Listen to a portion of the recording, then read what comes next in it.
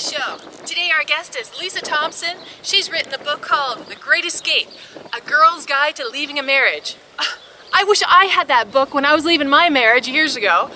I hope you enjoy this show.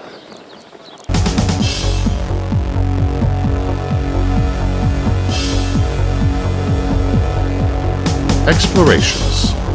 Probing global diversification. We travel the world so you don't have to.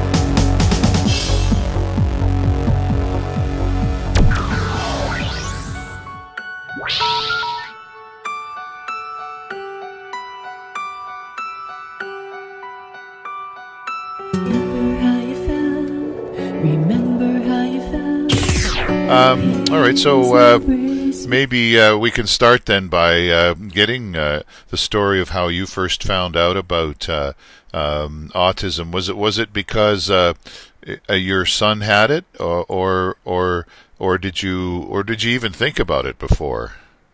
Prior to figuring out that my son had autism, it was not on our radar. Special needs as a general issue was on my radar because my brother's special needs. But prior to actually discovering or putting the dots together for my son, had no knowledge of autism at all. So did you actually then live with him for a while before you started getting some clues that something wasn't quite right?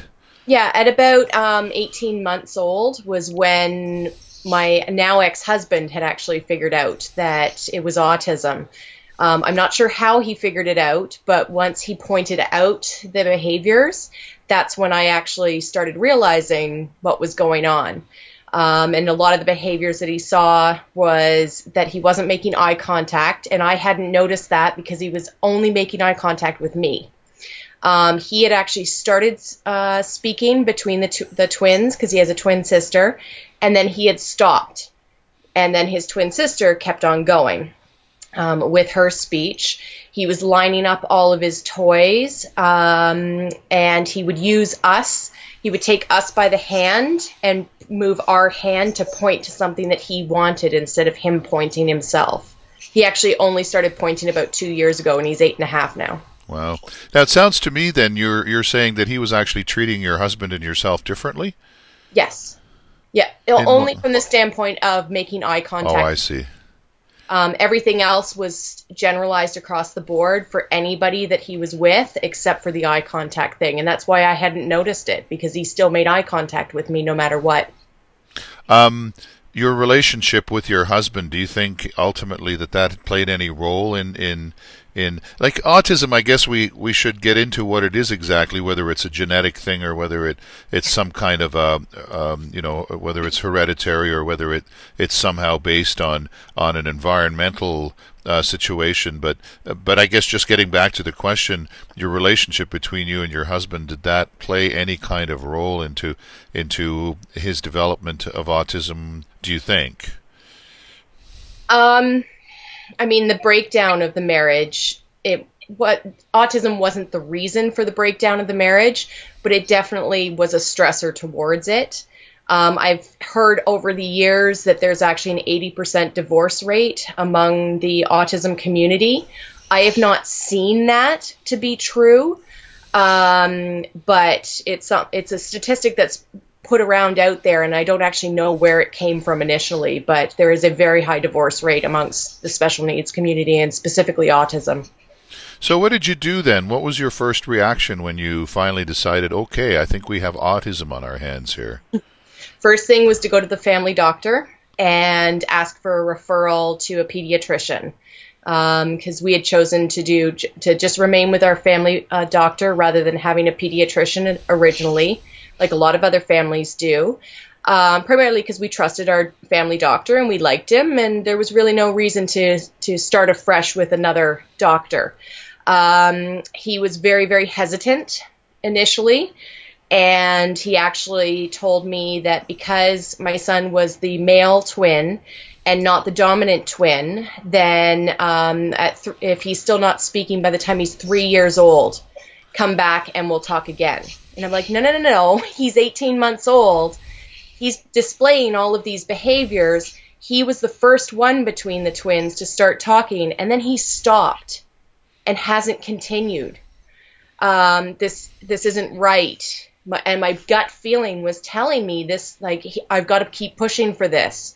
So I actually then sent my ex-husband in. He was my husband at the time, to chat with him kind of man to man. And he came out with the referral. And then I had to actually follow up with the referral, because a month goes by and still there's no referral date or specific referral date that's been set up for an appointment with a pediatrician. And it took about 6 months after that initial referral to actually get in to see the pediatrician. And then about a month after that, the pediatrician went on mat leave. Wow. And we kind of fell between the cracks, and had a follow-up appointment with the pediatrician about a year after the initial appointment. And I'd been calling and going, where's the referral to the developmental team at McMaster? And nobody could answer. Nobody in the office could answer until I went in for the follow-up appointment with the student pediatrician that was kind of covering the load while she was off on mat leave. And that's when that pediatrician actually looked into it for me and came back and said, oops, fell through the cracks. Are you kidding me? It's only my child. So it took another 3 or 4 months to actually be seen by the developmental team at McMaster. And from there, it was my son was about 3.5 years old by the time he actually got diagnosis, and I started the fight at 18 months old. Wow. So now that you've had some time with it and you've learned about it, do you think that the fact that they were kind of foot dragging in your case, would this be typical of a diagnosis of autism? I think the process that we went through is not typical.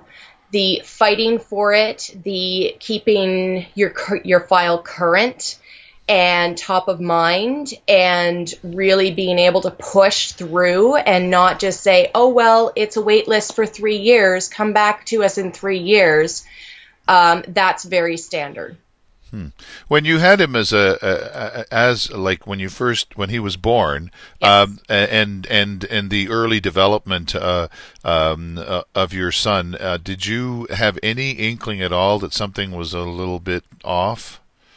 Not until they were about 1.5 years old, and we're lucky from the standpoint, and it sounds weird, but we had another baby to compare to.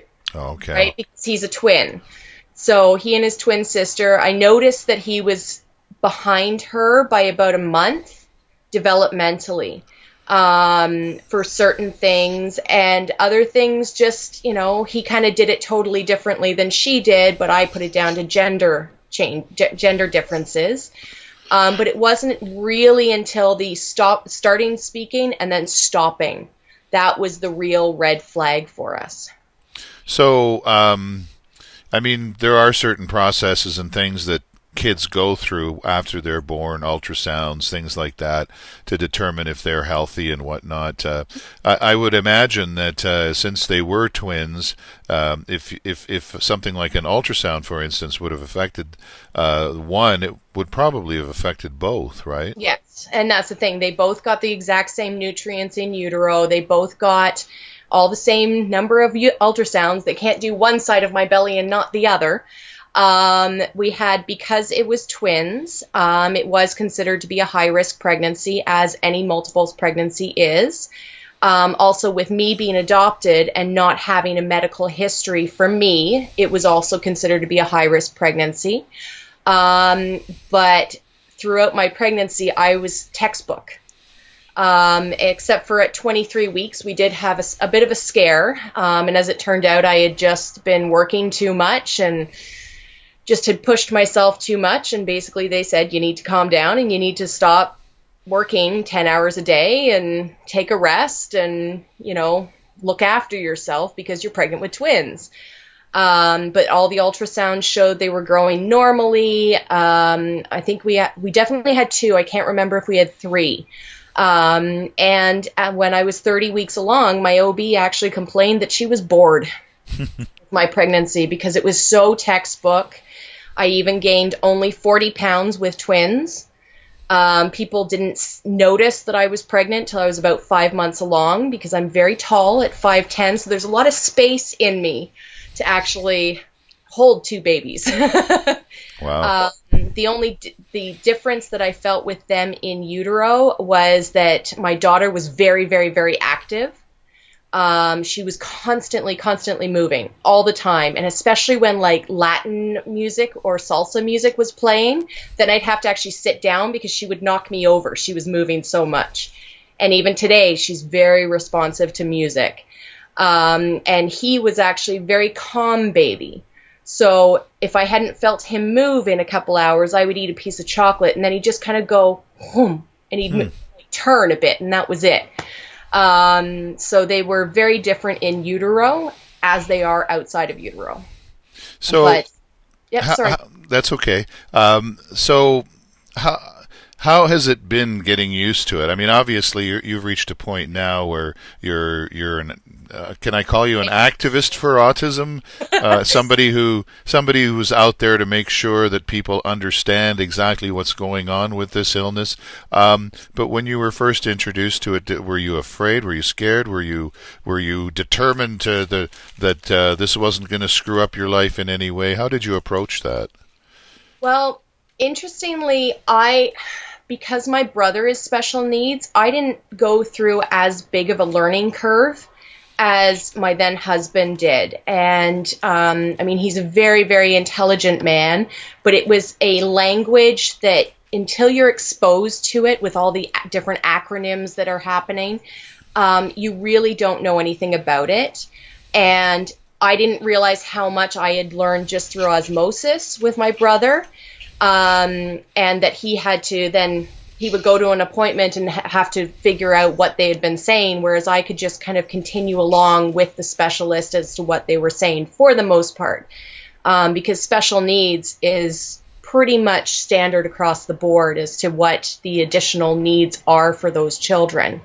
Things that are autism specific, yes, I had to research, I had to go through all of that, but I actually had a career where I had to learn all of this stuff anyway. I used to be a fundraiser, and primarily I worked for organizations that were raising money for medical issues. So it was almost like I just went straight into that work mode to learn everything. And I did actually have to stop myself after a while because, as it's known through the autism community, is that we all start to do workshop whoring, where we're going through and we're taking every single workshop and conference and anything that we can possibly get our hands on and all that information, and it's completely overwhelming. And I found it to be very different when I'm researching for a job that I have versus my child. But it didn't really hit me from an emotional standpoint until I actually had to pull my daughter out of French immersion.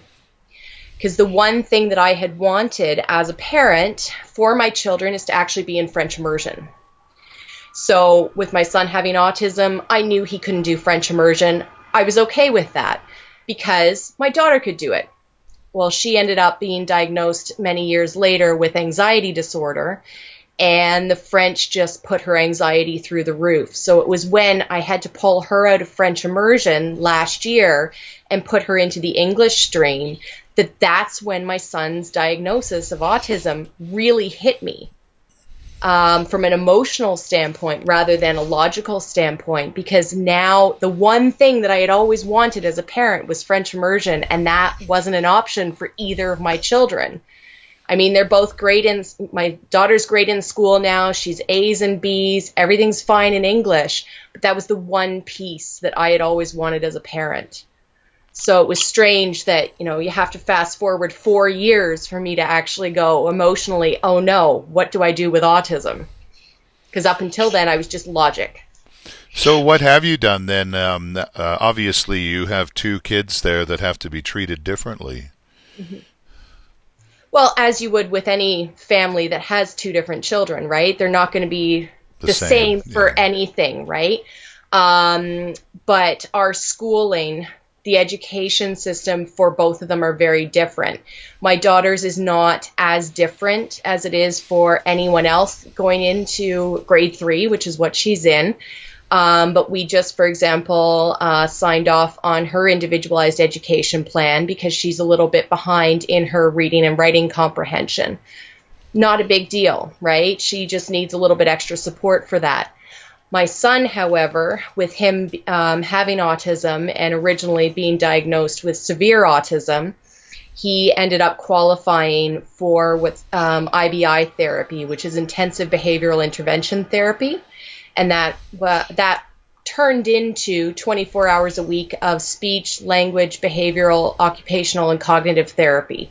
So he would go to school 1 day a week on Mondays, and then Tuesday through Friday during school hours, he was in specific therapies at McMaster. And so he actually just finished that. He was in that for 2.5 years. And now he's actually back in full-time school in an autism-specific class, which means that they're able to actually cater to his needs. And right now they're trying to determine where he is academically, because although technically he's in grade 3, he's never actually really been in an academic setting. So they're trying to find out where he is in his math skills, in his science skills, in his reading skills, in his English skills, all of the different subjects that you have in school. They're trying to figure out where he is now and assessing his capabilities and his current level for that. How aware, how aware do you think he is of his condition? I actually don't know. I know that I would imagine that he's aware that things are different for him, but it's also just been the way that it's always been for him, right? So he's in class with other kids that are very similar to him, that have different needs on the autism spectrum, because of course if you've met one kid with autism, you've only met one child with autism. Everybody is different. There's some similar behaviors, but how far those behaviors kind of create their awareness is very different. Are you happy with the way society has dealt with autism? That's a loaded question. At the end of the day, it sounds really crude, but I don't care what society thinks. What I care about is how our circle around us deals with it. And if you want to be part of our circle, if you want to interact with my little family, then really you have to be aware. And I'm not asking people to be experts. I actually encourage people to ask me questions. But when my son is having a meltdown in the middle of the mall, I don't care that strangers are staring at me. I don't care that they're thinking that I'm a bad parent, because they all are. All that I care about at that very moment is keeping my son and everybody around him safe. Because that should be my focus, is just dealing with him. Originally, I'll admit, yes, okay, it was difficult. I would be concerned about how they viewed my parenting, but at the end of the day, I don't care. But it's also taken me a very long time to get there, to that stage where I can just deal with the meltdown and not pay attention to the staring and the looks and the what's wrong with your kid. There's nothing wrong with my child. He just gets overwhelmed with everything around him. And you having your emotional reaction to it is not helping. So please just give us some space. Piss off. Well, that's the short way of saying it. You get to the point a lot faster. Yeah. I mean, every parent who has a child wants the best for their child, and it doesn't matter what seems to happen to kids. Generally, parents are forgiving of their situation. How do you feel about your situation right now as it stands? You're obviously accepting his situation as well. Mm-hmm. At the end of the day, this is our family, this is our family unit, and this is this is our reality. I mean, sure, there are days when I miss being able to work outside the home. I miss my old paycheck. And I've lost friends through both my son being diagnosed and divorce, as it happens for any divorce. But as it stands right now, I have a great support network around me, that although they may come in and go, I don't know what to do, but I know how to make your tea properly. So they'll go and make my tea properly so that I can still concentrate on my son. And they're not scared of breaking him, which is a big component to it. So we've got a great support network around us. And really, I mean, it takes a community to raise, or a village to raise a child, right? And our family is exemplary of that. How have your views towards autism changed from the moment that you discovered your son had it to now? I don't shut up about it. Oh, that's good. I mean, basically everything that I did in my former career, I now get to do to advocate for my own children. Sometimes it's harder from an emotional standpoint to be able to do that, because, you know, things need to change right now in the system in order to help my child. But logically, I also know that, you know, funding needs to keep up. Funding takes a long time to get from a government standpoint. So there's a really big disconnect in my world between this needs to happen now to be able to support my son versus the government being able to release the funding to be able to give more early intervention for kids, to be able to support more kids once they're out of IBI therapy, because it's also only just a very small few that qualify for IBI.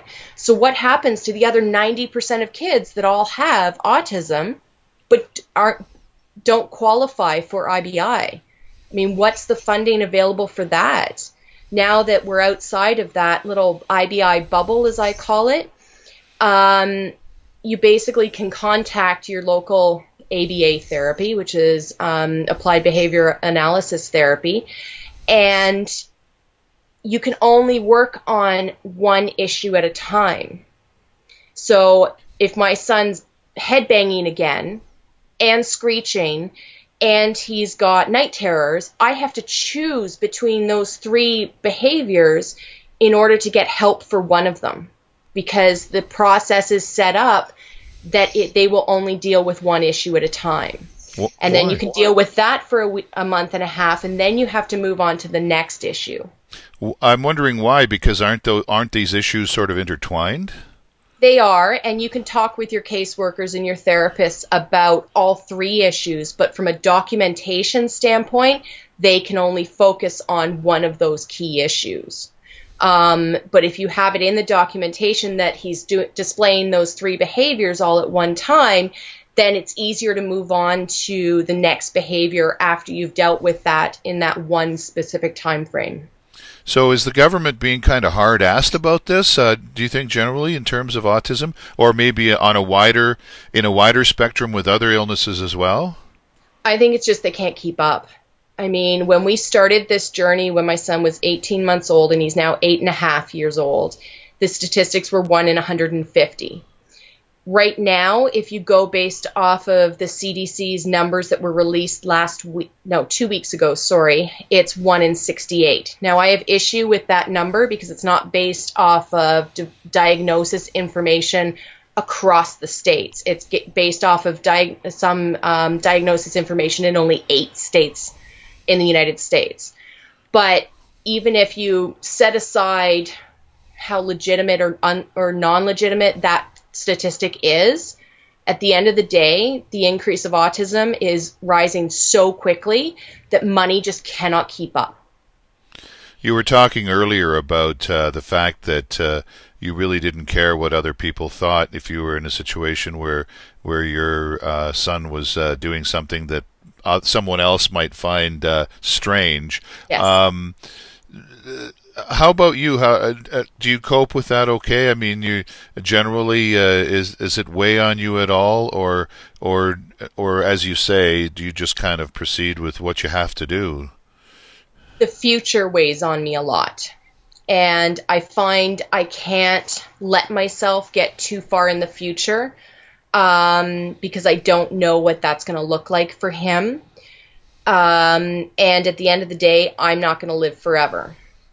And as it stands now, his life skills are extremely behind, and the question is whether or not he'll be able to actually look after himself at a future date to be able to live on his own. He is also a very, very tall child. He takes after his mom. So at 8.5 years old, he comes up almost to my chin, and I'm 5'10", and he's 100 pounds of solid. Wow. So I would be shocked if he's less than 6'1", 6'2" by the time he's full grown. And that is a lot of child who's an adult that may or may not be able to look after himself from a day-to-day standpoint. And if I think too far down the road about that, that's when I get extremely overwhelmed, because I just don't know what it's going to look like. I have a feeling that he's going to have a job, that he'll be able to find an employer that can put up with his quirks on the job site, primarily because there are some fantastic companies now that are starting to recognize how fantastic adults with autism can be and how very task-oriented they can be. And, you have to remind them at the end of the day, it's time to go home now, because they get so zoned in on the task that they're working on at hand. There's actually a new company in the prairies and they're a placement company specifically for adults on the spectrum. And they act as a mediary between the adult on the spectrum and also the employer.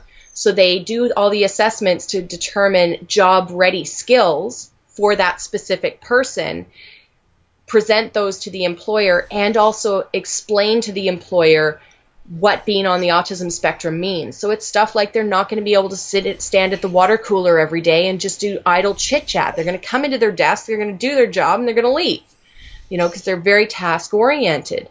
So my hope is later on that those will be in place and more standardized across the board, so that he will be able to earn an income for himself and be self-sustaining that way.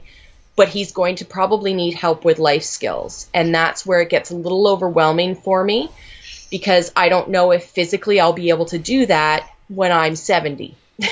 Yeah, well, the future is a big concern. Well, the unknown. But do we know whether people with autism actually improve, whether the condition improves, or whether they can even grow out of it? Is that possible? I don't like the idea of growing out of it. I think they learn techniques to actually move beyond where they currently are. So they will learn, for example, when somebody says, "Hi, Mike, how are you?" They will learn, "I'm good, how are you?" is a standard response to that question. Whereas if they don't learn that, they just sit there going, "Why are you talking to me? I don't want to do idle chit chat." So the more early intervention, the better, because then there's that understanding of how social interactions happen and what the social cues are, because these kids need to learn those in order to function appropriately in society later on. So, considering the way things are now, then it's up to you to keep an eye out and make sure that he tries to get as much input from you as possible Yes. to foresee future situations under those circumstances. Yes, because we even need to teach them how to play. Because our kids on the spectrum, for example, if they're going to be playing with a whole bunch of cars, like little tiny dinky car things, they're going to line them up in rows or color code them or do them by size. They're not going to sit there and go vroom, vroom with the car. We have to teach them that because they just see it completely differently than what the standard approach from society requires them to be. What about research in the medical community? How are things coming along there in terms of treatment of autism? There's a lot of brand new hypotheses about what the latest cause of autism is. I'll admit that I really don't stay that current with it. There's stuff like the age of the father is a key factor. The age of the grandfather is a key factor. I'm not sure how that works, but how many ultrasounds you had, whether or not there's fluoride in the water, the number of ultrasounds that you had, whether you're a refrigerator mother or not. All these different things. And one that I saw on a Facebook group last night was somebody apparently said that all kids with autism were born early and underweight.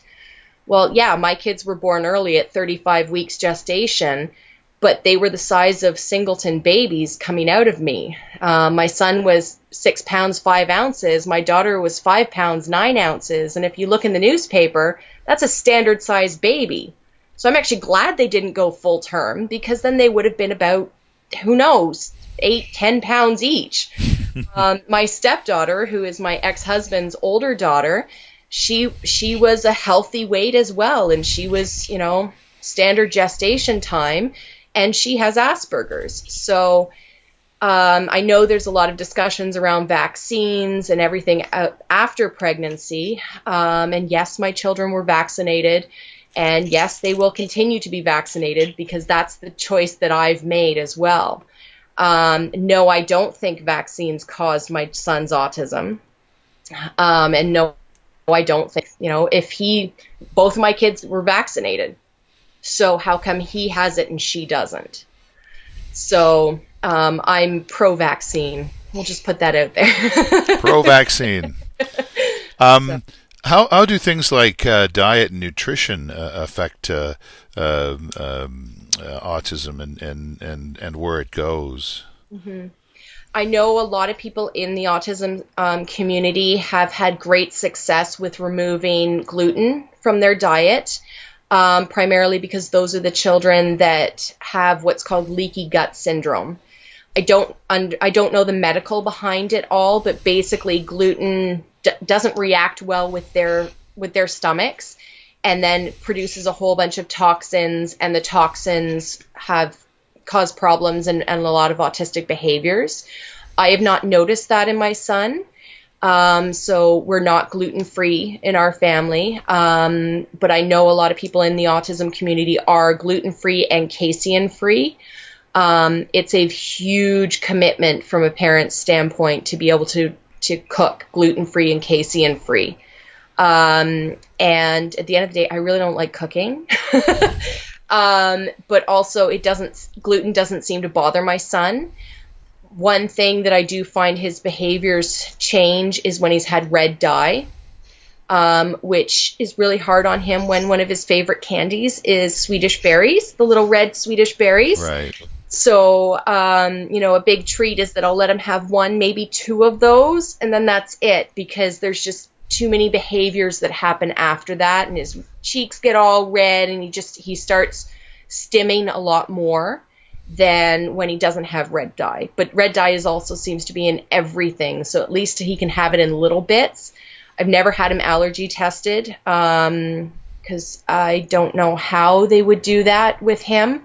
Because he won't sit down, he won't do any of that stuff that, a kid can do to get pricked on I understand it's on their arms now rather than on their backs, but he won't sit down for that kind of stuff. So if we have to get him allergy tested at some point in time in the future, then I will, but until I have to, I don't want to put him through that. So. Well, you're obviously very actively involved in all of this. Do you feel that you get enough support? From a government standpoint or from a personal standpoint? Well, I guess you could look at it from a government standpoint and also from, your family, friends, neighbors, that kind of thing. Yeah, from a personal standpoint. From a personal standpoint, absolutely. We have a very close-knit friends and family base that really get that things are different in my family. They may not know exactly how they're different, but they get it. And they understand that, I probably haven't slept the night before because of him. So they understand if I'm a little tired all the time. From a government standpoint, I think we were lucky, for lack of a better term, that he was diagnosed as severely disabled or severe autism, because then that meant that we qualified for the IBI therapy and we qualified for this autism-specific class, because there's only 12 kids in his class. Well, but there's 200 families here in town that I'm aware of.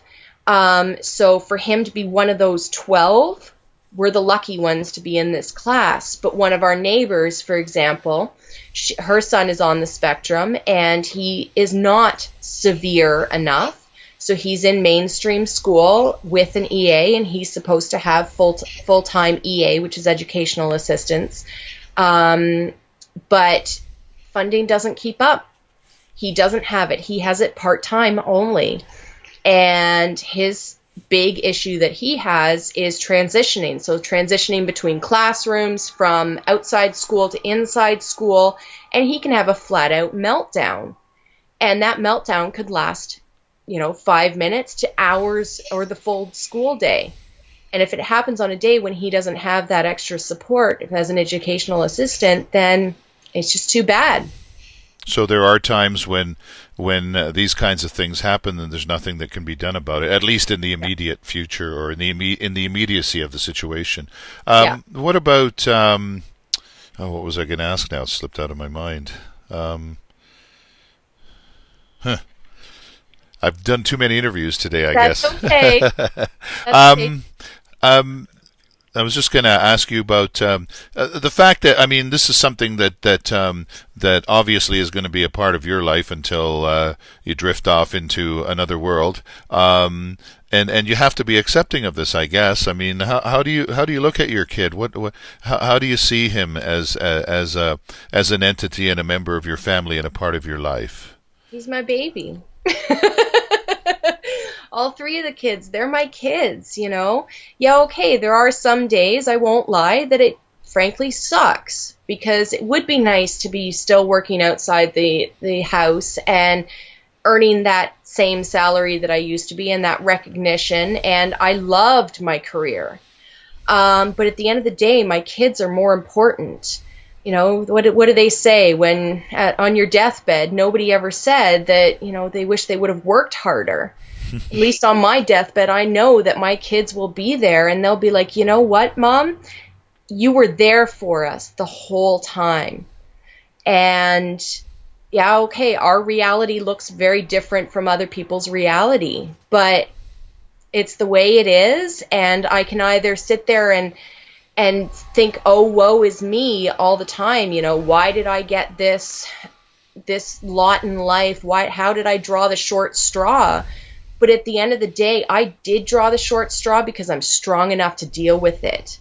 And I'm loud enough and don't stop talking enough to actually get things done and to be their biggest advocate and to get what is needed for them.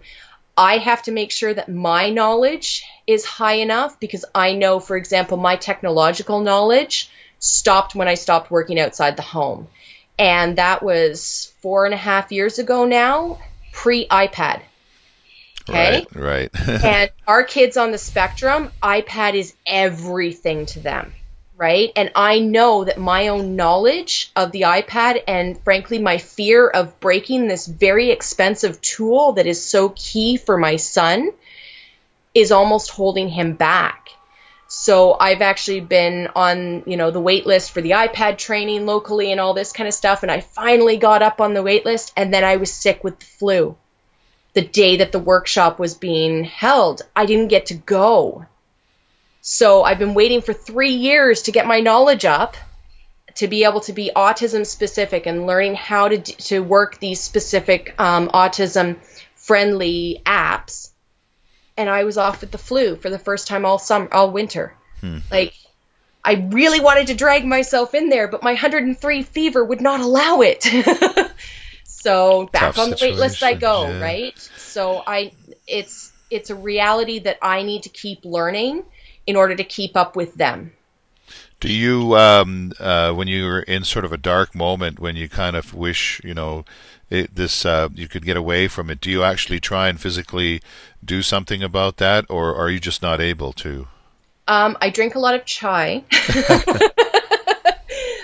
Chai is my moment, because sometimes it's all you can get in one day is, that one sip of chai. I do go to yoga once a week to be able to kind of recenter that way. But again, I haven't been to yoga in 3 weeks now because I've been off sick. And it sounds really weird, but journaling really does help because it gets that clutter out of your brain. And it doesn't have to stay in there anymore and just clutter it all up. It's out, it's done, it's cleared up some of your brain. So that is a big help for me. And then just trying to get back to the logic of what's going on. Do you feel that you need to help others who have a similar situation to you? Absolutely. Yeah.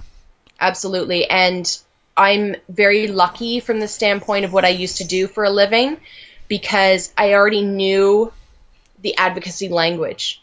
So and because of my training, I also understand the medical information. So I know that there are a lot of parents that, the doctor will be talking away, and they're just like, I have no idea what you're saying. Or any of the school board specialists, because everybody's talking in a lot of acronyms. And when you're new to this, it's way too much. So I actually, a girlfriend of mine brought me in for her school board meeting a few weeks ago, or about a month ago now, because they've only been on this journey for about a year now. And she's like, every time they're talking, I don't understand, and I have to ask them to repeat things, and then I can see that their frustration levels are getting up there. And so I walked into the meeting. I could keep up with what they were all saying and the terms that they were using. And then I could translate it for her and her husband afterwards when we went out for coffee after that, right? But at least the specialists were able to just keep going, which then they feel better and they feel that then the parents are on board with everything and it just keeps them happy. So that then the parents and I could figure it out afterwards. Is there anything that you think that we could have talked about that we didn't? That any point that you'd like to bring up about this subject? Well, I actually spoke at a Rotary Club a month and a half ago now, and I asked the question to people who like my Facebook page and follow me on Twitter. What's the one message that you want out there for people that aren't in this community? And the big one that they all turned around and said was, if you've met one child with autism, you've only met one. And remember that a child with autism becomes an adult with autism. Right. It doesn't just stop, it keeps on going. So those supports that are currently in place for a child usually stop at age 18. That doesn't mean that the behaviors stop and that they don't need the support after 18 years old. I was just thinking, do autistic people actually get married and have kids? Is that possible? Yep, absolutely. Yeah. Usually with a very, very understanding spouse. Right. Yeah. There's a lot of people or a lot of parents that have their children diagnosed with autism turn around and discover, oh, maybe this is me actually, and then they get assessed and find out that they actually are on the spectrum as well, and finally go, oh my goodness, now I understand why I had so many problems with this and this and this, and not understanding the social cues and everything. But then there's other ones like myself that aren't, that, I sit there going, I don't understand why you're doing this. Because I'm not on the spectrum, but my biggest resource is actually my stepdaughter. We've done an interview with her as well, and she is 19 years old, and she actually got diagnosis after her brother did, even though he's 10 years younger than she is. But I can say to her, I don't understand, why is he doing this? And she'll kind of take a look at the situation and go, oh, it's because of this. So I can kind of cheat that way in that I've got that personal resource right there. Mm-hmm. But, they haven't actually proven that there's a specific genetic predispose or genetic reason for autism. There are a lot of, well, there probably is a genetic reason to it kind of study, but nothing's been completely determined yet. But rarely do you have one child in a family with autism and no other children. Right, right. Okay, well, thank you very much for that. Very interesting to talk to you again. Thank you. You too, Dzintars. And we'll do it again, I'm sure. Sounds good. Yeah. Okay, cool. Till the next time. Absolutely. Thank you. Thank you. Hello.